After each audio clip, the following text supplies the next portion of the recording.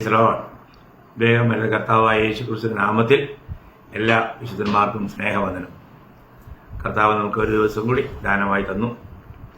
അവിടുത്തെ വചനം പഠിക്കുവാൻ ലഭിക്കുന്ന അവസരങ്ങൾ എത്ര ശ്രേഷ്ഠമാണ്.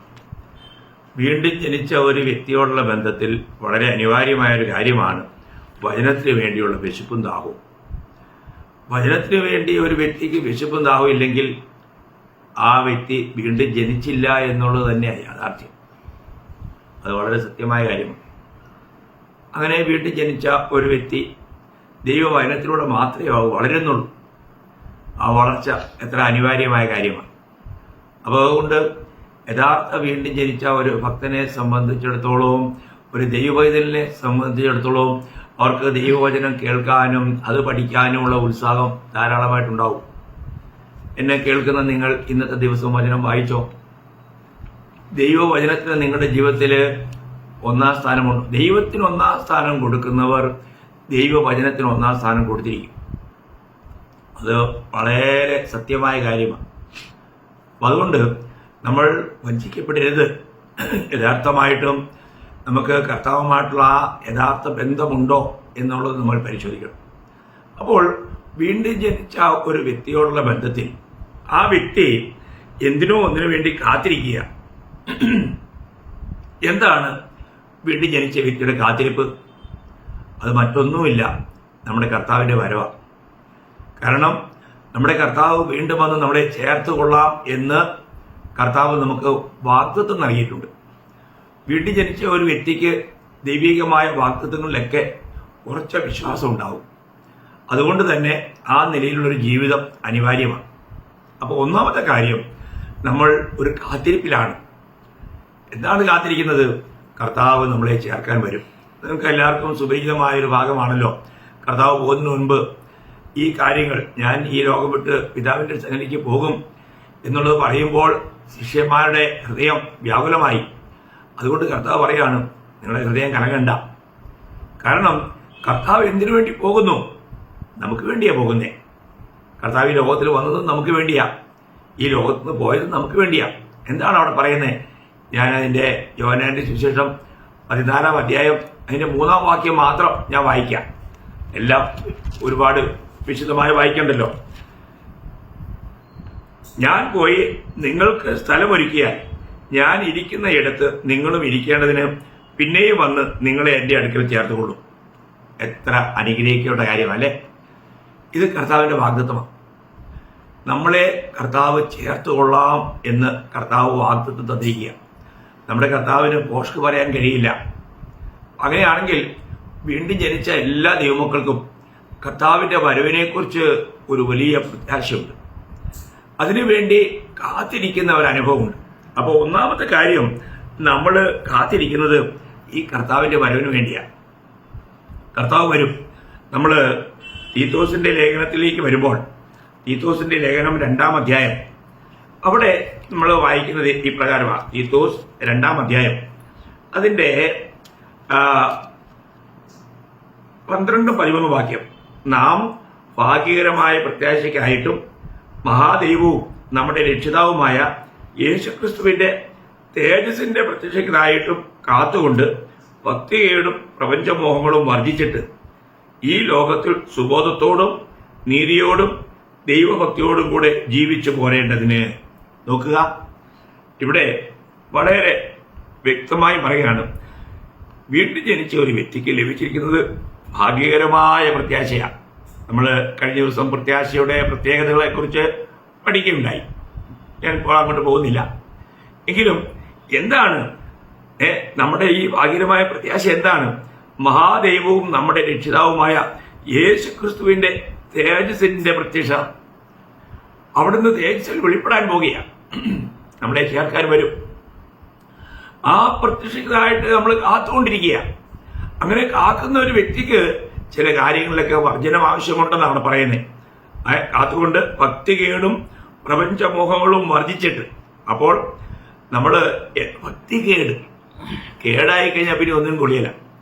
ഇന്നത്തെ ഭക്തിയെല്ലാം അല്ലെ, വേഷഭക്തിയും അധരഭക്തിയും അഭിനയഭക്തിയൊക്കെ അല്ലാണ്ട് യഥാർത്ഥ ഭക്തര് ഇന്നത്തെ തലമുറയിൽ വളരെ കുറഞ്ഞുകൊണ്ടിരിക്കുക. അതുകൊണ്ട് നമ്മൾ ആ ഭക്തികളെല്ലാം ഉപേക്ഷിച്ച് പ്രപഞ്ച മോഹങ്ങളെ ഉപേക്ഷിച്ചിട്ട് ഈ ലോകത്തിൽ സുബോധത്തോടെ, ഇന്നും അനേകരും സുബോധം വിട്ട് ജീവിക്കുക. നമുക്കറിയാം, നമ്മൾ സാധാരണ മുടിയൻ പുത്രൻ എന്നൊക്കെ പറയുമല്ലോ, മുടിയൻ പുത്രൻ നല്ലതാണ്. അപ്പോൾ ലൂക്ക 15-ാം അധ്യായം അതിന്റെ 17-ാം വാക്യത്തിൽ വായിക്കുന്നത്, സുബോധം വന്നിട്ട് അവന് തന്റെ പിതാവിന്റെ ഭവനത്തെക്കുറിച്ച് ഓർമ്മയുണ്ടായി. അവിടെയുള്ള വേലക്കാർ പോലും തിന്ന് തൃപ്തരായി ജീവിക്കുന്നു. അവന് സുബോധം വന്നെന്ന. അപ്പോൾ നമ്മളിവിടെ എങ്ങനെയായിരിക്കുന്ന സുബോധത്തോടും നീതിയോടും ദൈവഭക്തിയോടും കൂടെ ജീവിച്ചു പോരേണ്ടതിന്. അപ്പോൾ നമ്മൾ യഥാർത്ഥമായും കർത്താവിനെ കാത്തിരിക്കുന്ന വിശുദ്ധന്മാർക്കുണ്ടായിരിക്കേണ്ട പദവികളെ കുറിച്ച് ഈ പറയുന്നത് നമ്മൾ വളരെ ശ്രദ്ധിക്കണം.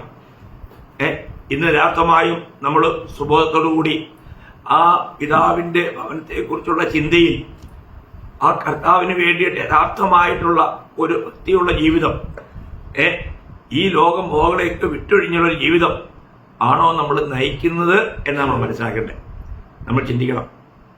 അപ്പോൾ ഇങ്ങനെയുള്ള വർജനം ആവശ്യമുള്ളിടത്തെല്ലാം വർജനം ആവശ്യമാണ്. ദൈവമക്കളെ സംബന്ധിച്ചിടത്തോളം നമ്മൾ ഈ കാര്യത്തിൽ വളരെ ഉത്സാഹികളായിരിക്കണം, വളരെ ശ്രദ്ധിക്കേണ്ട ഒരു കാര്യമാണ്. അപ്പം ഇവിടെ തീത്തോസിന്റെ വാക്യത്തിലും പറയാം, പൗലോസിലെ പറയുന്നത് നമ്മുടെ രക്ഷിതാവായ യേശു ക്രിസ്തുവിന്റെ തേജസ്സിന്റെ പ്രത്യക്ഷതയ്ക്കായി നമ്മൾ കാക്കുക. അവിടുത്തെ തേജസ്സിൽ വരും. അപ്പോൾ ഈ പ്രത്യാശയുള്ളവരെ കുറിച്ച് യോഹന്നാൻ പറയുമ്പോൾ, യോഹന്നാന്റെ 1-ാം ലേഖനം 3-ാം അധ്യായം 3-ാം വാക്യത്തിൽ, അവനിൽ ഈ പ്രത്യാശയുള്ളവനെല്ലാം അവൻ നിർമ്മലനായിരിക്കുന്നത് പോലെ തന്നെ നിർമ്മലീകരിക്കുന്നു. നോക്കുക പ്രിയമുള്ളവരെ, അപ്പോൾ കർത്താവിന്റെ വരവിനെ പ്രത്യാശിക്കുന്ന വിശുദ്ധന്മാരുടെ ഒരു ലക്ഷണമായി പറഞ്ഞിരിക്കുന്നത് അവർ വിശുദ്ധ ജീവിതത്തിന് വേണ്ടി കാംക്ഷിക്കുന്നവരും ആ നിലയിൽ വിശുദ്ധ ജീവിതം നയിക്കുന്നവരുമായിരിക്കുന്ന. ഇത് നമ്മുടെ ജീവിത പ്രകാരമുണ്ട്. ഒരു യഥാർത്ഥമായ വിശുദ്ധ ജീവിതം നയിക്കുവാനായിട്ട് നമുക്ക് കഴിയുന്നുണ്ടോ? നമ്മൾ ദൈവഹിതത്തിനുള്ളിലാണെന്ന് നമുക്ക് ഉറപ്പുണ്ടോ? കൊരിന്ത് സഭയെക്കുറിച്ച് പറയുമ്പോൾ പൗലോസ്ലീഹ, നമുക്കറിയാം കൊരിന്ത് സഭ വളരെ പ്രശ്നമുഖരിതമായിരുന്ന ഒരു സഭയാണ്, ജഡികന്മാരെ കൊണ്ട് നിറഞ്ഞൊരു സഭയാണ്. എങ്കിലും അവരെക്കുറിച്ച് പറയുമ്പോൾ അതിന്റെ ആ ലേഖനത്തിന്റെ ആരംഭ ഭാഗത്ത് 1 കൊരിന്ത്യർ 1-ാം അധ്യായം അതിന്റെ 7-ാം വാക്യത്തിൽ വായിക്കുന്നത്, അവരെക്കുറിച്ച് വായിക്കുന്നത്, ഇങ്ങനെ നിങ്ങൾ ഒരു കൃപാവരത്തിലും കുറവില്ലാത്തവരായി നമ്മുടെ കർത്താവായ യേശുക്രിസ്തുവിന്റെ പ്രത്യക്ഷത കാത്തിരിക്കുന്നു.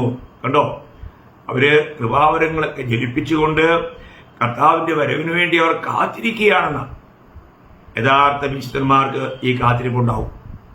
നമ്മുടെ ജീവിതത്തിൽ ഇന്നത്തെ തലമുറയിലുള്ള അനേക വിശുദ്ധന്മാർക്കും അവർക്ക് ലഭിച്ചിരിക്കുന്ന കൃപാവരത്തെക്കുറിച്ച് പോലും അറിവില്ല.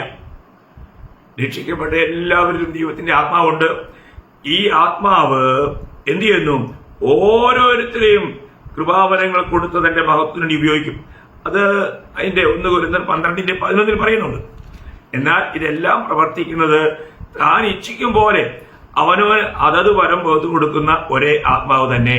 എന്ന് പറഞ്ഞാല് വീണ്ടും ജനിച്ച ദൈവമക്കളിലുള്ള പരിശുദ്ധാത്മാവ് അവരെ എങ്ങനെ ഉപയോഗിക്കണം ദൈവത്തിന്റെ മഹത്വത്തിന് വേണ്ടി എന്ന് ദൈവമാണ് തീരുമാനിക്കുന്നത്. അപ്പൊ അവർക്ക് എന്ത് ചെയ്യുന്നു? അവർക്ക് കൃപാവരം കൊടുക്കുന്നു. വീണ്ടും ജനിച്ച എല്ലാവരിലും കൃപാവരമുണ്ട്. ആ കൃപാവരത്തെ നമ്മൾ ജ്വലിപ്പിക്കണം. അത് നമ്മുടെ കർത്താവിന്റെ മഹത്വത്തിന് വേണ്ടി, സഭയുടെ ഉന്നതിക്ക് വേണ്ടി നാം ഉപയോഗിക്കുന്നവരായിരിക്കണം. നാം ഉപയോഗിക്കാറുണ്ടോ? നമുക്ക് എന്തെല്ലാം കൃപാവരമാണ് ദൈവം തന്നിരിക്കുന്നതെന്ന് നിങ്ങൾക്ക് ഉറപ്പുണ്ടോ? നിങ്ങൾക്ക് അതിനെക്കുറിച്ച് ബോധ്യമുണ്ടോ? അതുപോലും അറിയാതെ ജീവിക്കുന്ന അനേക വിശുദ്ധന്മാരെയാണ് നമുക്ക് ഈ തലമുറയിൽ സഭകളിൽ കാണാൻ കഴിയുന്നത്. പ്രിയ ദൈവമക്കളെ, നമുക്കതിനെല്ലാം കണക്ക് കൊടുക്കേണ്ട ഒരു ദിവസമുണ്ട്. അതുകൊണ്ട് നമ്മൾ രക്ഷിക്കപ്പെട്ടവരാണെങ്കിൽ, നമ്മൾ കർത്താവിന്റെ വരവിനെ പ്രത്യാശിക്കുന്നുവെങ്കിൽ, നമുക്ക് ലഭിച്ചിരിക്കുന്ന കൃപാവരത്തെക്കുറിച്ച് പോലും നമ്മൾ ബോധ്യമുള്ളവരായിരിക്കണം. മാത്രമല്ല, കർത്താവിന്റെ വരവിൽ പ്രത്യാശയുള്ളവർ അവൻ നിർമ്മലനായിരിക്കുന്ന പോലെ തന്നെ നിർമ്മലീകരിക്കുന്നു. ഒരു വിശുദ്ധ ജീവിതത്തിന് വേണ്ടിയുള്ള വാഞ്ച ആ വ്യക്തിയിലുണ്ടാവും. നമുക്കറിയാം, ദൈവത്തിന്റെ ഹിതത്തിൽ നിൽക്കുന്ന ഒരു വ്യക്തിക്ക് മാത്രമേ ഒരു വിശുദ്ധ ജീവിതം നയിക്കാൻ കഴിയൂ. ഈ ദൈവഹിതം നമുക്ക് വെളിപ്പെടുത്തുന്നത് ദൈവത്തിന്റെ വചനത്തിലൂടെയാണ്. അതുകൊണ്ടാണ് ഞാൻ ആദ്യം തന്നെ പറഞ്ഞത്, നമ്മൾ വീണ്ടും ജനിച്ചു എന്നുള്ളൊരു തെളിവായിട്ട് അവൻ ദൈവവചനം പാനം ചെയ്യുന്നവനായിരിക്കും, അത് ഭക്ഷിക്കുന്നവനായിരിക്കും, ആ ദൈവത്തെ ധാരാളമായി പ്രാപിക്കുന്നവനായിരിക്കും, രാവും പകലും അത് ധ്യാനിക്കുന്നവനായിരിക്കും. ഇത് രക്ഷിക്കപ്പെട്ട ഒരു ദൈവത്തിന്റെ ഏറ്റവും നല്ല ഒരു അടയാളമാണ്. അപ്പം രണ്ടാമത് കർത്താവിന്റെ വരവിലാണ്. ആ വരവിന്റെ പ്രത്യാശയിൽ നമ്മൾ കാത്തിരിക്കുന്നതിന് ഒരു കാരണം നമ്മൾ എബ്രായ ലേഖനം അതിന്റെ 9-ാം അധ്യായം, എബ്രായ ലേഖനം അതിന്റെ 9-ാം അധ്യായം 28-ാം വാക്യത്തിൽ, 9-ന്റെ 28-ാം വാക്യത്തിൽ നമ്മൾ വായിക്കുന്നത്, തനിക്കായി കാത്തു നിൽക്കുന്നവരുടെ രക്ഷയ്ക്കായി അവൻ പാപം കൂടാതെ രണ്ടാമതും പ്രത്യക്ഷനാവും. തനിക്കായി കാത്തു നിൽക്കുന്നവരുടെ രക്ഷയ്ക്കായി. നിങ്ങൾ ചിന്തിക്കണം, കർത്താവ് വീണ്ടും വരുന്നത് ആർക്കു വേണ്ടിയാണ്? തനിക്കായി കാത്തു നിൽക്കുന്നവരുടെ രക്ഷയ്ക്കായി. നമ്മൾ ചിന്തിക്കണം, യഥാർത്ഥ രക്ഷിക്കപ്പെട്ട ദൈവമക്കൾക്ക് ഒരു കാത്തിരിപ്പുണ്ട്. അത് കർത്താവിന്റെ വരവിന് വേണ്ടിയാണ്. അപ്പോൾ അവിടെ രക്ഷയ്ക്കായി എന്ന് പറയുമ്പോൾ ഏത് രക്ഷയാ? നമ്മുടെ ആത്മരക്ഷയല്ല. ആത്മരക്ഷ പ്രാപിച്ചവരാണല്ലോ കർത്താവിന് വേണ്ടി കാത്തിരിക്കുന്നത്. ആത്മരക്ഷ പ്രാപിച്ചവർക്ക് ഇനി ശരീരരക്ഷ ആവശ്യമാണ്. അപ്പോൾ രക്ഷിക്കപ്പെട്ടുകൊണ്ടിരിക്കുന്നു, രക്ഷിക്കപ്പെടും. ഇത് രക്ഷയുടെ 3 അവസ്ഥകൾ ഇതിനു മുൻപ് ഞാൻ പല ക്ലാസ്സുകളിൽ അത് പറഞ്ഞിട്ടുണ്ട്. അപ്പോൾ നമ്മൾ ഒരു കാര്യം മനസ്സിലാക്കേണ്ടത്, രക്ഷിക്കപ്പെട്ടത് നമ്മുടെ ആത്മാവിലാണ്. നാം ഓരോ ദിവസവും നമ്മുടെ പ്രാണനിൽ, നമ്മുടെ ജീവനിൽ നാം രക്ഷിക്കപ്പെട്ടുകൊണ്ടിരിക്കുന്നു. എന്നാൽ നാം ശരീരത്തിൽ രക്ഷിക്കപ്പെട്ട് നാം പുത്രത്വം പ്രാപിക്കും. നമ്മൾ അതിനെക്കുറിച്ച് റോമാലേഖനം 8-ാം അധ്യായം അതിന്റെ 23-ാം വാക്യത്തിൽ വായിക്കുന്നത് ഇങ്ങനെയാണ്. റോമർ 8-ന്റെ 23. ആത്മാവെന്ന ആദ്യദാനം ലഭിച്ചിരിക്കുന്ന നാമും നമ്മുടെ ശരീരത്തിന്റെ വീണ്ടെടുപ്പായ പുത്രത്വത്തിന് കാത്തുകൊണ്ട് ഉള്ളിൽ ഞരങ്ങുന്നു. കണ്ടോ, ഒരു യഥാർത്ഥ വീണ്ടും ജനിച്ച ദൈവവൈതലിന് ഉള്ളിലൊരു ഞരക്കമുണ്ട്. എന്റെ കർത്താവ് എപ്പോൾ വരും, ഏത് സമയത്താണെന്ന് അറിഞ്ഞുകൂടാ. അത് നമ്മൾ 24-ന്റെ 42 മുതൽ 44 വരെ വായിക്കുന്നുണ്ട്. നാളും നാഴികയും അറിയാൻ നിങ്ങൾ ഒരുങ്ങിയിരിക്കണം. ആ ദിവസത്തെക്കുറിച്ച് നിങ്ങൾ അറിയത്തില്ലാത്തതുകൊണ്ട് നിങ്ങൾ ഒരുങ്ങിയിരിക്കണം, നിങ്ങൾ കാത്തിരിക്കണം. ദൈവമക്കളെ, നമ്മുടെ ജീവിതത്തിൽ യഥാർത്ഥ വീണ്ടും ജനിച്ച ഒരു ദൈവത്തിൽ ഓരോ ദിവസവും ഉണരുമ്പോൾ അവന്റെ പ്രത്യാശ വീണ്ടും വർദ്ധിക്കുക. കാരണം നമ്മുടെ ശരീരത്തിന്റെ വീണ്ടെടുപ്പ് ഏറ്റവും അടുത്തിരിക്കുന്നു. അപ്പൊ അതുകൊണ്ട് ഇന്ന് അങ്ങനെ കർത്താവിനെ കാത്തിരിക്കുന്ന ഒരു അനുഭവം നമുക്കുണ്ടോ? അതാണ് നമ്മൾ പരിശോധിക്കേണ്ടത്. നമ്മൾ മറ്റ് ലോക ജനതയെ പോലെയല്ല.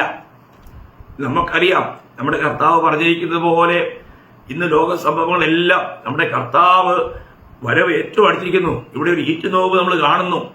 ലോകം അതുപോലെ നാശത്തിലേക്ക്, പാപത്തിന്റെ ഏറ്റവും ഉന്നതി പ്രാപിച്ചിരിക്കുന്ന ഒരു കാലയളവിൽ നമ്മൾ ജീവിക്കുക.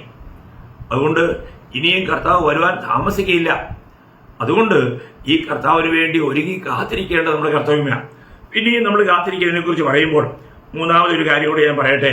നമ്മൾ 2 പത്രോസ് 3-ാം അധ്യായം അതിന്റെ 13-ാം വാക്യം വായിക്കുമ്പോൾ, 2 പത്രോസ് അതിന്റെ 3-ാം അധ്യായം അതിന്റെ 13-ാം വാക്യം 12 മുതൽ വായിക്കാം.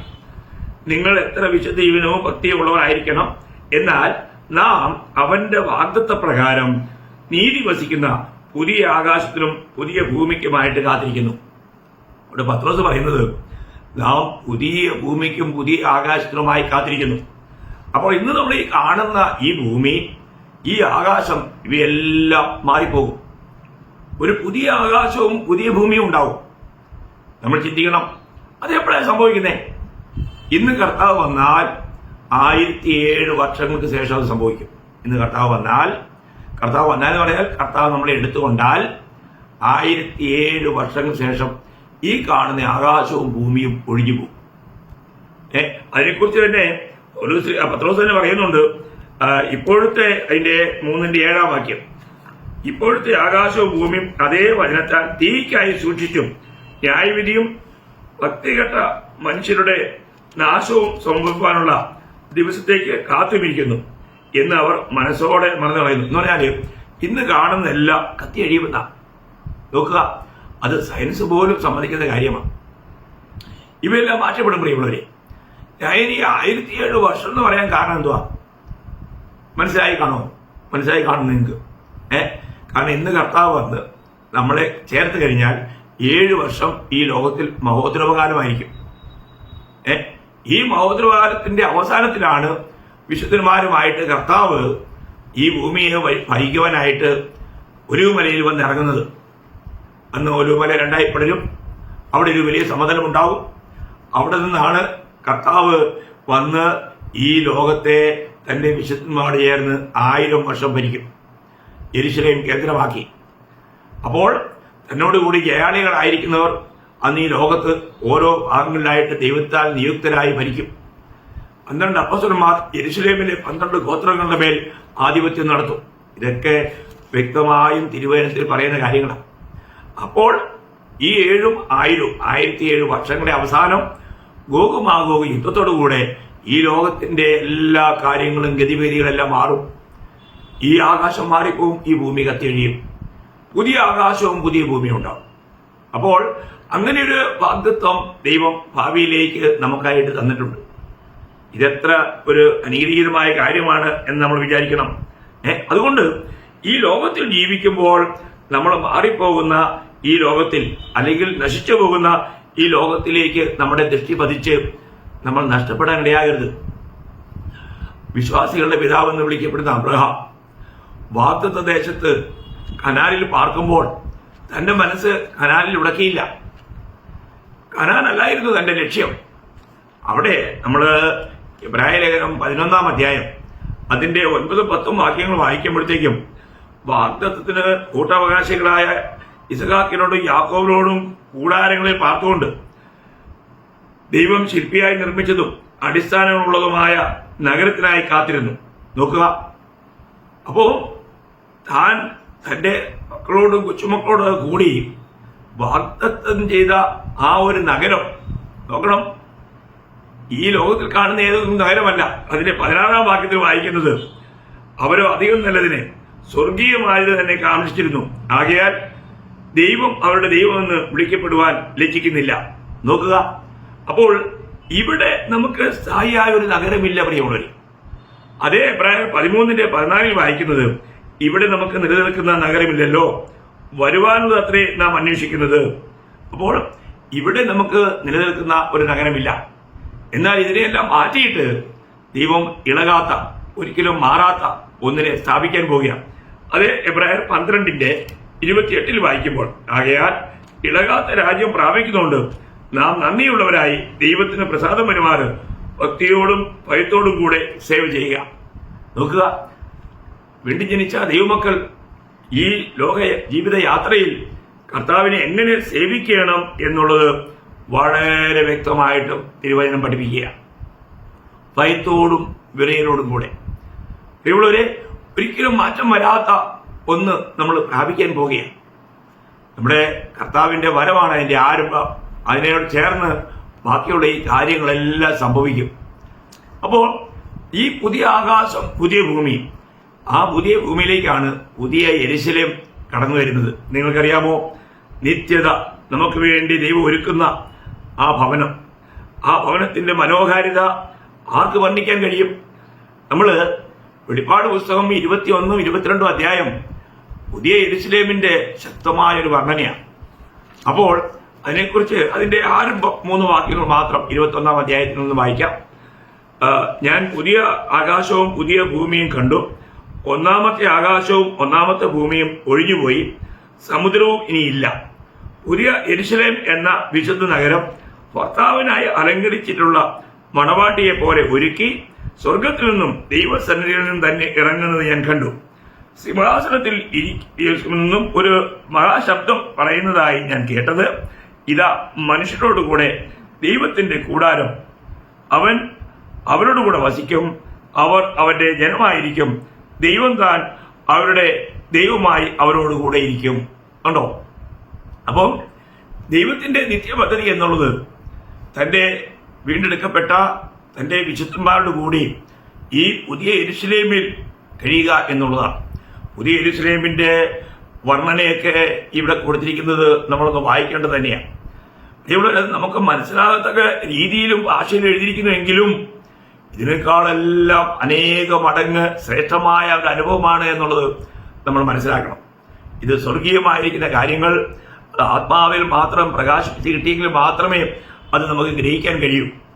അതുകൊണ്ട് ഞാൻ ഒരു കാര്യം പ്രത്യേകം ഓർപ്പിക്കട്ടെ, ഇന്ന് യഥാർത്ഥമായിട്ടും ഈ കർത്താവിന്റെ വരവിന് വേണ്ടി നമ്മൾ ഒരുങ്ങി കാത്തിരിക്കുന്ന അവസ്ഥയാണോ? കാരണം അങ്ങനെയല്ല എങ്കിൽ അത് തീരാ നഷ്ടമായി ഭവിക്കാം. അനേക വിശുദ്ധന്മാരും അങ്ങനെ ഒരു നല്ലൊരു കരുതല് പലരിലും കാണുന്നില്ല. നമുക്കറിയാം, ബുദ്ധിമാരും ബുദ്ധിഹീനരുമായിരിക്കുന്ന കന്യകമാരെ കുറിച്ച് പറയുമ്പോൾ മത്തായി 25:10 പറഞ്ഞത് ഒരുങ്ങിയിരുന്നവർ അവരോടുകൂടെ പോയെന്ന. ഒരുങ്ങിയിരിക്കണം പ്രിയമുള്ളവരെ. അത് കർത്താവ് അനവധി വട്ടം അത് എടുത്തെടുത്ത് പറയുന്നുണ്ട്. അപ്പോൾ നമുക്ക് അങ്ങനെയുള്ള ഒരു ഒരുക്കമുണ്ടോ? നമ്മൾ ആ ഒരു പ്രത്യാശയിലാണോ ജീവിക്കുന്നത്? നമ്മുടെ ശരീരത്തിന്റെ വീണ്ടെടുപ്പ് ഏത് സമയത്തും സംഭവിക്കാം. അത് കർത്താവിന്റെ വരവിലാണ് സംഭവിക്കുന്നത്.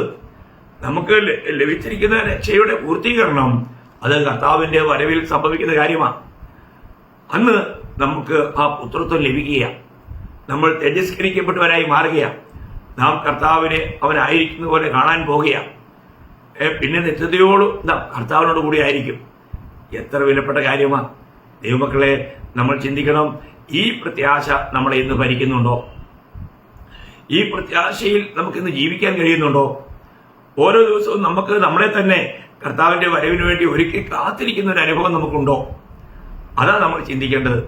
ഓരോ ദിവസവും നമുക്ക് വർജനം ആചരിക്കേണ്ടവയിൽ നിന്നെല്ലാം വർജനം അല്ലെങ്കിൽ വേർപാട്, നമ്മൾ അതിൽ നിന്നെല്ലാം മാറി ജീവിക്കണം. നമ്മൾ ലോകക്കാരെ പോലെ ആകാൻ പാടില്ല. എന്റെ കർത്താവ് വിലയ്ക്ക് വാങ്ങിയതാണ്, ഞാൻ എന്റെ കർത്താവിനുള്ളവനാണ്. ഈ കർത്താവിന്റെ കർത്തൃത്വം നമ്മൾക്കുണ്ടായിരിക്കണം. കർത്താവ് നമ്മളിലൂടെ ഓരോ ദിവസവും മഹത്വമെടുക്കണം. ഓരോ ദിവസവും എനിക്ക് കർത്താവിനെ പ്രസാദിപ്പിക്കണം എന്നുള്ള ലക്ഷ്യമുണ്ടായിരിക്കണം. അപ്പോൾ ഏത് നിലയിലും പൗലോസ്ലീഹ പറയുന്നത് പോലെ നിങ്ങൾക്കൊക്കെ പരിചയമുള്ള വാക്യമാണ് 2 കൊരിന്ത്യർ അതിന്റെ 5-ാം അധ്യായം 9-ഉം 10-ഉം വാക്യം വായിക്കുമ്പോഴത്തേക്കും അവിടെ പൗലോസ്ലീഹ പറയുന്നത് എന്തുവാ? അതുകൊണ്ട് ശരീരത്തിൽ വസിച്ചാലും ശരീരം വിട്ടാലും ഞങ്ങൾ അവനെ പ്രസാദിപ്പിക്കുന്നവരാകുവാൻ അഭിമാനിക്കുന്നു. അവനവൻ ശരീരത്തിൽ ഇരിക്കുമ്പോൾ ചെയ്തത് നല്ലതാകിലും തീയതാകിലും അതിന് തക്കവണ്ണം പ്രാപിക്കേണ്ടതിന് നാം എല്ലാവരും ക്രിസ്തുവിന്റെ ന്യായാസനത്തിന് മുൻപാകെ വെളിപ്പെടേണ്ടതാകുന്നു. പ്രിയമുള്ളവരെ, നമ്മുടെ ഈ കാര്യം മറക്കരുതേ. ഇവിടെ ഈ ചെറിയ ആയുസ്സിൽ എപ്പോഴും ഇന്ന് നമുക്ക് കർത്താവിനെ പ്രസാദിപ്പിക്കണമെന്നുള്ള ആഗ്രഹമാണെങ്കിൽ നിത്യത്തിലേക്കും ആ ആഗ്രഹം തുടരും. എന്നാൽ ഇത് അനേക വിശുദ്ധന്മാരുടെയും ജീവിതം കാണുമ്പോൾ വളരെ മനോവേദന തോന്നാറുണ്ട്. കാരണം അവർക്ക് എങ്ങനെയും കർത്താവിനെ പ്രസാദിപ്പിക്കണമെന്നുള്ളതല്ല, തന്നെത്താൻ പ്രസാദിപ്പിക്കുക. എന്തൊരു കഷ്ടമല്ലേ പ്രിയമുള്ളവരെ. അല്ലെങ്കിൽ മനുഷ്യരെ പ്രസാദിപ്പിക്കുക. നമ്മൾ ഗലാത്യർ 1:10 വായിക്കുന്നുണ്ട്, ഞാൻ എന്നും മനുഷ്യരെ പ്രസാദിപ്പിക്കുന്നുവെങ്കിൽ ദൈവത്തിന്റെ ദാസനല്ല. നമ്മൾ ദൈവത്തിന്റെ വിശുദ്ധന്മാരാണെന്ന് പറയാനേ പാടില്ല. പ്രിയമുള്ളവരെ, നമ്മുടെ ജീവിതത്തിൽ നമ്മൾ ഇന്ന് ആരെയാണ് പ്രസാദിപ്പിക്കുന്നത്? നമുക്ക് യഥാർത്ഥമായും കർത്താവിനെ പ്രസാദിപ്പിക്കാൻ കഴിയുന്നുണ്ടോ? കർത്താവ് നമ്മളെ പ്രസാദിക്കുന്നുണ്ടോ? ഇത് നമ്മൾ പരിശോധിക്കണ്ടേ. അപ്പോൾ എടുക്കപ്പെടുന്നവരുടെ നിഴലാണ് ആനോക്ക്. ആനോക്ക് ദൈവത്തോട് കൂടെ നടന്നു. എബ്രായർ 11:5 വായിക്കുന്നുണ്ടല്ലോ, നിങ്ങൾക്കറിയാം. അവൻ ദൈവത്തോട് നടക്കുക മാത്രമല്ല, എടുക്കപ്പെടുന്നതിന് മുൻപേ ദൈവത്തെ പ്രസാദിപ്പിച്ചു എന്നുള്ള സാക്ഷ്യം ലഭിച്ചു. അതേ പ്രിയമുള്ളവരെ, നമുക്കും ഈ സാക്ഷ്യം ഉണ്ടായിരിക്കണം. നമ്മുടെ ജീവിതത്തിലൂടെ കർത്താവ് പ്രസാദിക്കുന്നു എന്നുള്ള ഉറപ്പ് നമ്മൾ വരുത്തണം. ഇന്ന് നമ്മുടെ ജീവിതം പരിശോധിച്ചാൽ നമ്മുടെ ഉള്ളിൽ ഈ സാക്ഷ്യം നമുക്ക് ലഭിക്കുന്നുണ്ടോ? കർത്താവ് നമ്മളിൽ ഇന്ന് പ്രസാദിക്കുന്നുണ്ടോ? നമ്മുടെ മനസാക്ഷി നമ്മളോട് സാക്ഷ്യം പറയുന്നില്ലേ? എന്താണ് പറയുന്നത്? നമ്മൾ ആ സ്വരം കേൾക്കണം ദൈവമക്കളെ. നമ്മൾ അതിൽ നമുക്ക് നമ്മളെ ലാപ്രമായി ചെയ്യാൻ പാടില്ല. അതിനെ നമ്മൾ നിസ്സാരമായി കാണാൻ പാടില്ല. അതിനെ നമ്മൾ തെറ്റിദ്ധരിക്കാൻ പാടില്ല. വ്യക്തമായും വീണ്ടും ജനിച്ച ഒരു ദൈവത്തിനെ സംബന്ധിച്ചിടത്തോളം അവന് കൃത്യമായ ഒരു ഉദ്ദേശം, ആഗ്രഹമുണ്ട്, അവനൊരു പ്രത്യാശയുണ്ട്. ആ പ്രത്യാശയ്ക്ക് തക്കവണ്ണം നാം ഈ ലോകത്തിൽ ജീവിക്കണം. മറ്റു പ്രത്യാശയില്ലാത്ത മറ്റുള്ളവരെ പോലെ നാം ആകാൻ പാടില്ല. അപ്പോൾ ഇന്ന് നമുക്ക് യഥാർത്ഥമായി നമ്മളെ തന്നെ ഒന്ന് പരിശോധിക്കുമ്പോൾ, ഈ വചനത്തിന് മുമ്പിൽ ഈ വചനം കേൾക്കുമ്പോൾ നിങ്ങളോട് നിങ്ങളുടെ മനസ്സാക്ഷി എന്താണ് സാക്ഷ്യം പറയുന്നത്? യഥാർത്ഥമായിട്ടും ഇന്ന് രാവിലെ എഴുന്നേറ്റപ്പോൾ ഇതുവരെ എന്റെ കർത്താവ് വന്നില്ലല്ലോ, എന്നാൽ ഇന്ന് കർത്താവ് വരും എന്നുള്ള പ്രത്യാശ നിങ്ങളെ ഭരിച്ചോ? ഇന്നത്തെ ദിവസം നിത്യതയ്ക്ക് വേണ്ടി ഒരുങ്ങുവാൻ കഴിഞ്ഞോ? ഈ കർത്താവിന് വേണ്ടി ഞാൻ ഒരുങ്ങി കാത്തിരിക്കുന്നു എന്നുള്ള ഉറപ്പുവരുത്തുവാൻ കഴിഞ്ഞോ? ദൈവം നമുക്ക് അവസരം തരുന്നത് നമ്മൾ നഷ്ടപ്പെട്ടു പോകാതിരിക്കുവാൻ, നമുക്ക് ഒരുങ്ങുവാൻ. ചിലർ താമസമെന്ന് വിചാരിക്കുന്ന പോലെ കർത്താവ് വരാൻ താമസിക്കുന്നില്ല. ആരും നശിച്ചുപോകാതിരിക്കുവാൻ നമ്മൾ യഥാർത്ഥമായും നമ്മൾ രക്ഷിക്കപ്പെട്ടതാണോ? ഇന്നും കർത്താവിന്റെ വരവിന്റെ പ്രത്യാശയിൽ ഞാൻ ജീവിക്കുന്നുണ്ടോ? ഇതൊക്കെ ഒന്ന് പരിശോധിച്ച് ഉറപ്പ് വരുത്തുവാൻ വേണ്ടി ദൈവം വീണ്ടും വീണ്ടും നമുക്ക് അവസരങ്ങൾ നൽകുന്നു എന്നുള്ളതല്ലേ യാഥാർത്ഥ്യം.